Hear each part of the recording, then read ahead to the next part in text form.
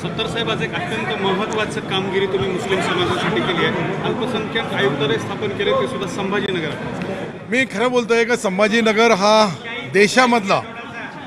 देशामधला महाराष्ट्र हा पहिला राज्य आहे की ज्या राज्य सरकारचे मुख्यमंत्री आदरणीय एकनाथ शिंदे साहेब, आदरणीय देवेंद्रजी, आदरणीय अजितदादा, मी यांचा मनापासून आभार मानल की त्यांनी या राज्यामध्ये ज्या अल्पसंख्याक समाजाला न्याय देण्यासाठी एक आयुक्तालयाची स्थापना होवी अशी माझी मागणी होती, ती त्यांनी मान्य केली, पदासहित केली. त्याबद्दल राज्याचे मुख्यमंत्री आणि दोन्ही उपमुख्यमंत्र्यांचा मनापासून मी आभार मानतोय. का आपल्या देशामध्ये पहिला राज्य असेल का ज्याचा सेपरेट आयुक्तालय बनवला गेला आणि ते संभाजीनगर औरंगाबादला आहे.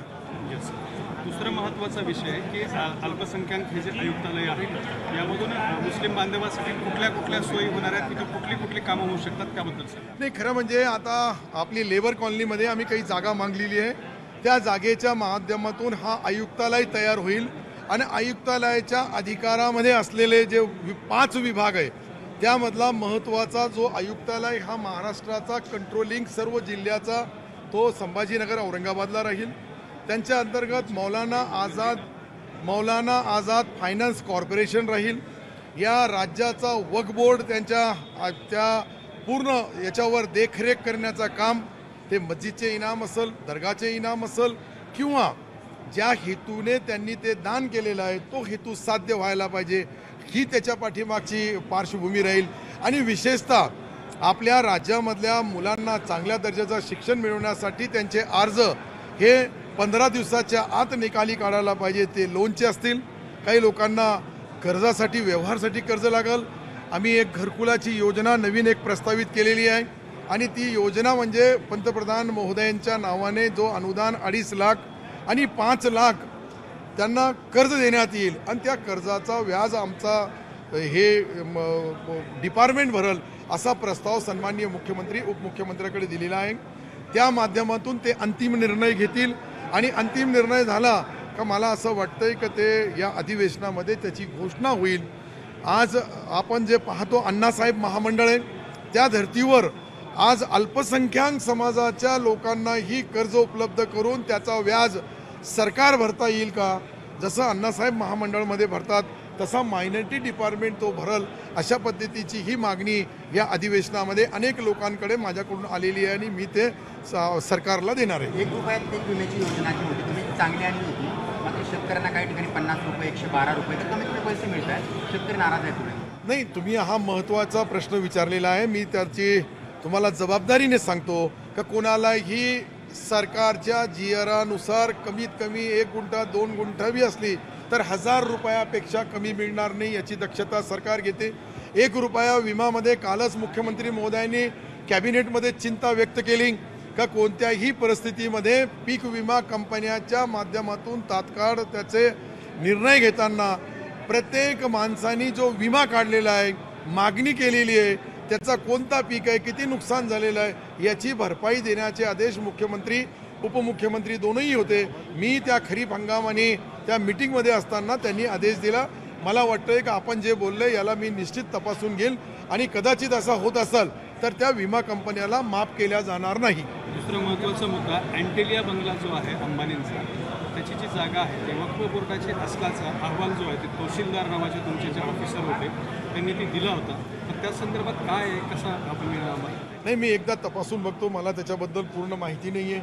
परंतु मी काही लोकांच्या चर्चेमध्ये एक व्हॉट्सअपवर बी ग्रुपवर एक बातमी फिरू लागली की अशा पद्धतीने तहसीलदारांना आता आयुक्त बनवलं. CO हा छोटा पद आहे, आता आयुक्त त्यांच्याकडे आहे. आयुक्ताच्या माध्यमातून तो जे काही निर्णय असेल ते निर्णय ते देतील आणि मी तुम्हाला गॅरंटीने हे सांगतो की कुठंतरी वक्फ बोर्डाच्या माध्यमातून काही चुकीचा झाला असेल तर त्यालाही कंट्रोल करण्याचा आता तेच इथं आहे आणि विशेषतः माझ्या बाजूला आहे. पहिले आयुक्त म्हणून त्याची शासनाने इथे नियुक्ती केली आणि शासनाच्या माध्यमातून जे वक्फ बोर्ड असेल, मौलाना आझाद फायनान्स कॉर्पोरेशन असेल किंवा मायनॉरिटी डिपार्टमेंट असेल किंवा आमच्या ज्या सरकारच्या अनेक यंत्रणा ज्या माध्यमातून या वक्फ बोर्डाच्या माध्यमातून असो का मायनॉरिटी डिपार्टमेंट हे करण्याचं काम मला वाटतं सहज आता सन्माननीय मोईन साहेब हे करतील अशी मला त्यांच्याकडून अपेक्षा सर, आहे. आता एवढं सगळं समाजाच्या उत्थानासाठी हे सुरू केलं, पण काही लोक याला विरोध करतायत. चुकीची माहिती आहे की त्यांना दिली गेलेली, कारण हजचं पावित्र्य भंग होईल असं भावनिक साथ सुद्धा करतात. एक लक्षात घ्या का इथे जे काम होऊ लागला, जे हजला जातात, ते जे दुआ करतात, त्यांच्या माध्यमातून असे काम होतात. आणि राज्यामध्ये एखाद्या देश लेवलवर पहिल्या राज्याने कोणती कामगिरी केली असेल तर काही लोक ते मोजके, त्यांची संख्या पाहिली, काही बंद दुकानंही या माध्यमातून चालू करण्याचा प्रयत्न करतात. मी राजकारणामध्ये जे तुम्हाला बोलू लागलो, जबाबदारीने बोलू लागलो, कुठेही याचा पवित्रामध्ये कुठेही दाग लागणार नाही, त्याची दक्षता घेणारा मी बी मुस्लिम आहे, तेच मुसलमान आहे आणि मला मुसलमान समजत नाही. अशा काही लोकांना जे काही बोगसगिरी करण्याचं राजकारण करू लागले, त्यांना पहिले तर हे आयुक्तालाही समजत नाही, हे काय आहे हे समजत नाही, कुठं आहे हे समजत नाही. आता या ठिकाणी आपण वक्फ ट्रिब्युनल बी केला वरती, त्यालाही काही लोकांनी विरोध केला का वक्फ ट्रिब्युनल इथं नसायला पाहिजे, का नाही असायला पाहिजे. 1500 वकील इथे येतात वरती. आता मी हे सर्व घेऊन, हे तात्पुरतं आहे, मी क्लिअरिफिकेशन तुम्हाला हे देतो की मी हे तात्पुरता, मला हे कार्यालय कदाचित उघडलं नसतं तर पुढे भविष्यामध्ये आयुक्तालय बनलं का नाही बनलं याची गॅरंटी नसते. आणि मी ज्या खात्याची जबाबदारी स्वीकारली, जसं मी नरेंद्र मोदी साहेब आमचे देशाचे पंतप्रधान 6000 रुपये देतात, मी राज्याचा कृषी मंत्री असताना राज्यही 6000 देईल, लोकांनी माझी टिंगल उडवली. परंतु आज 6000 रुपये महाराष्ट्राचे मुख्यमंत्री एकनाथ शिंदे साहेब, आदरणीय देवेंद्रजी, अजित पवार त्यांच्या तिजोरीतून मंजुरी दिली आणि अकाउंटवर 6000 रुपये चालले. हे माझ्यासारख्या फाटक्या कार्यकर्त्याला इतका मोठा काम करण्याची संधी मिळाली, त्या संधीचं मी सोनं केलं. आता मी ज्या खात्याचा मंत्री आहे, पणन विभागामध्ये मागल त्याला गोडाऊन, पणन विभागाच्या वतीने मार्केटिंग व्हायला पाहिजे. शेतकऱ्यांचा घेतलेला माल 24 तासाच्या आत त्याचा पेमेंट नाही दिला तर त्यांना जेलची हवा बी खावा लागेल. तो कोण किती मोठा आहे छोटा आहे याचा अंदाजा घेतला जाणार नाही. मी एक कार्यकर्ता आहे, मला कार्य करण्याची संधी एकनाथ शिंदे साहेबांनी दिली, त्याचं सोनं कसं करायचं आहे, समाजाच्या शेवटच्या घटकापर्यंत काय देईल.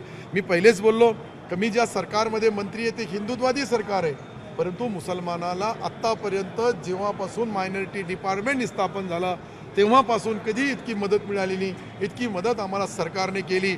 मी काही प्रचारसभेमध्ये बोलत नाही, मी काही प्रचारासाठी बोलत नाही, परंतु जे सत्य आहे माझ्या डिपार्टमेंटचं आहे, मी त्या जबाबदारीने बोलू लागलो की त्यांनी ज्या या सरकारमध्ये सन्माननीय मुख्यमंत्री महोदयांनी जी मदत केली, हे माझा समाज आणि मी कधीही विसरू शकत नाही.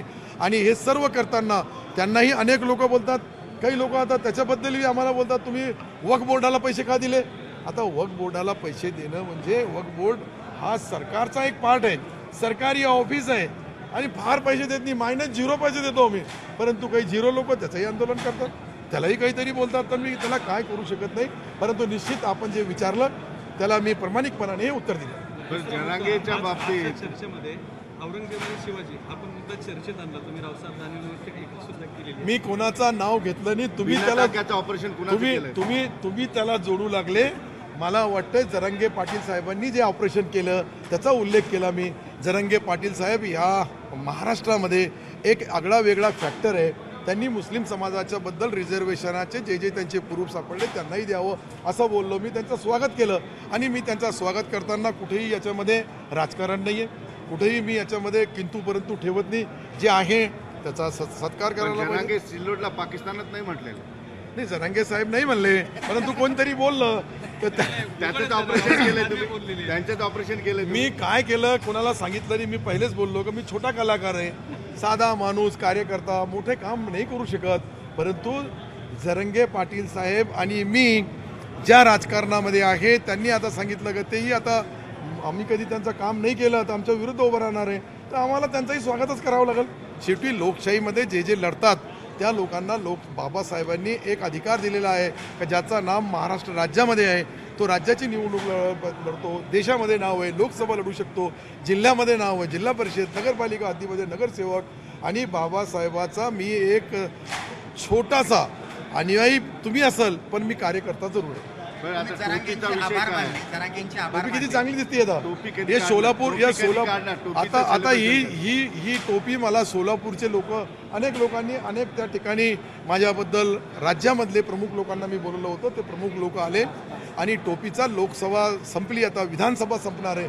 विधानसभा संपल्या तुम्हाला निमंत्रण देईल. टोपी काढायची. जणांना टोपी काढायची काही आहे तर तुमचे अनेक चाहते तुम्हाला टोपी आणून घालतात. नाही, आता कसं आहे का ते टोपीचा प्रेम आकडा वेगळा आहे. या प्रेमाच्या टोपीचा सन्मान करून आता मी पहिली जी आमची टोपी होती त्याच्याऐवजी ही टोपी घातली आहे, लोकांनी घातली, तुमच्या समोर घातली. हजारो लोकांनी माझा सत्कार केला, माझा सन्मान केला. त्यांनी माननीय मुख्यमंत्री आणि महाराष्ट्र सरकारचे आभार मानले का मायनॉरिटी डिपार्टमेंटला कधी नव्हे जेव्हापासून आपला देशामध्ये आपल्या राज्यामध्ये मायनॉरिटी डिपार्टमेंट स्थापन झाला तेव्हापासून इतका पैसा इतक्या योजना कधी मिळाली नाही. आता एक मायनॉरिटीचा सामान्य कार्यकर्ता, सामान्य मुलगा जो आहे शिकलेला, तो जगामधल्या 200 देशामध्ये कोणत्याही कॉलेजमध्ये जाऊन PG करल आणि मागासवर्गीय बांधव, आदिवासी बांधवाप्रमाणे त्याचाही खर्च सरकार उचलतं. पण ते नवनाथ वाघमारे ओबीसीचे उपोषण करते आहे, ते असं म्हणतात की एकनाथ शिंदेनी गद्दारीचा शिक्का पुसण्यासाठी जरंगींना पुढे करून उपोषण केलं असा आरोप. एक लक्षात घ्या, या राजकारणामध्ये सन्माननीय मुख्यमंत्री महोदय सर्व जाती धर्माच्या लोकांना विश्वासात घेऊन काम करतात.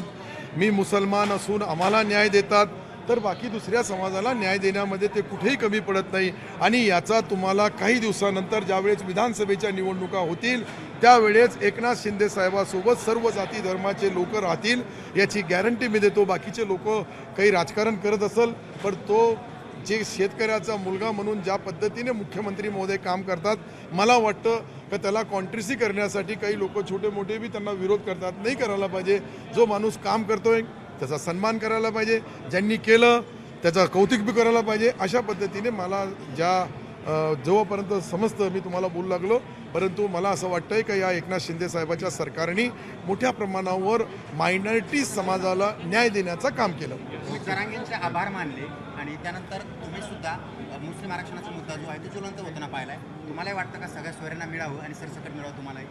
नाही, कसं आहे, त्याच्यामध्ये हे धोरणात्मक निर्णय आहे. ह्या निर्णयाचा निर्णय घेण्याचा अधिकार सन्माननीय मुख्यमंत्री उपमुख्यमंत्री महोदयाला आहे, परंतु मुख्यमंत्री महोदय कोणाच्या विरुद्ध नाही आहे आणि फेवर करताना दुसऱ्या जातीवर अन्याय होणार नाही याची दक्षता घेऊन सन्माननीय जरंगे साहेबाला ज्या ज्या त्यांच्या मागणीचा विचार करून मला वाटतं की या अधिवेशनामध्ये घोषणा काय होईल, कशी होईल ते मी बोलणं उचित होणार नाही. उद्यापासून अधिवेशन चालू होऊ लागला आणि अधिवेशनमध्ये सन्माननीय मुख्यमंत्री महोदय हे जरूर चिंतित आहे का आपल्याला याच्यामध्ये मराठा समाजाला न्याय द्यायचा, ओबीसीवर अन्याय होऊ देणार नाही अशी गवाही त्यांनी दिली. म्हणून आपण सर्व त्या घोषणेची वाट बघा. सन्माननीय मुख्यमंत्री उपमुख्यमंत्री महोदय याच्यावर उचित निर्णय. जरांगे आता मुस्लिम आरक्षणावर जास्त बोलायला लागलेले आहेत. मराठा आरक्षणाचा मुद्दा मागे लागला की मुसलमानांना कसं आरक्षण भेटत नाही हे मी बघतो, अशा पद्धतीनं ते वक्तव्य करत आहेत. खरं म्हणजे मुस्लिम समाजाच्या बद्दल मी आपल्याला इतकीच विनंती करेल सर्व राज्याच्या प्रमुखांना का मुस्लिम समाजामध्ये ही गरिबी आहे. तुम्ही त्यांची दारिद्र्य, त्यांची गरिबी, त्यांचा मागासलेलापणा हे पाहिला तर शिक्षणामध्ये कोर्टाने डिसाईड केलेलं आहे. मला जितकं समजतं सन्माननीय हायकोर्टाने शिक्षणामध्ये मुस्लिम समाजाचा जो रिझर्वेशन आहे तो गृहीत धरला, तसा आदेशही दिला. आता राजकारणामध्ये काही गोष्टी होतात, काही गोष्टी होत नाही, परंतु जरंगे पाटील साहेबांनी जी मुस्लिम समाजाबद्दल जी भावना व्यक्त केली त्याचं मी स्वागत करतोय.